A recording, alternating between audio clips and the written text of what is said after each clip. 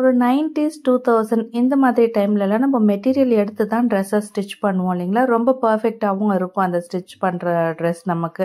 இப்போ ரீசெண்ட் டைம்ஸில் வந்து இந்த ரெடிமேட் டாப்பு, அதுக்கப்புறம் இந்த ரெடிமேட் செட்ஸ் இதெல்லாம் ரொம்பவே ட்ரெண்ட் ஆகிடுச்சு.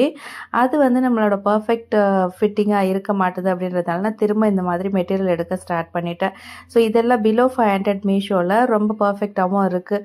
ஸோ ஃபர்ஸ்ட் எடுத்தது வந்து ஆல் டைப் வேர், டெய்லி வேர், டெம்பிள் வேர் எல்லாத்துக்குமே நல்லாயிருக்கும். அடுத்ததாக இந்த மெட்டீரியல் வந்து பார்த்திங்கன்னா இதில் ஆக்சுவலாக லைனிங்குமே சேர்த்து இதில் கொடுத்துருந்தாங்க. பேண்ட் மெட்டீரியல் கூடவே லைனிங்க்கான மெட்டீரியலுமே வச்சுருந்தாங்க.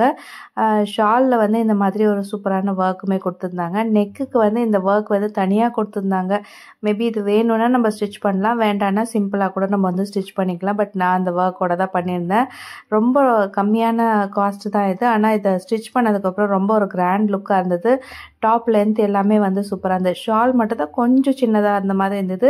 அதர்வைஸ் இது வந்து சிங்கிள் ஃப்ளீட்டில் போட்டோன்னா சூப்பராக இருந்தது ஷால். ஃப்ளீட் வச்சு நம்ம பட்டை வச்சாலுமே இந்த மாதிரி தான் இருந்தது.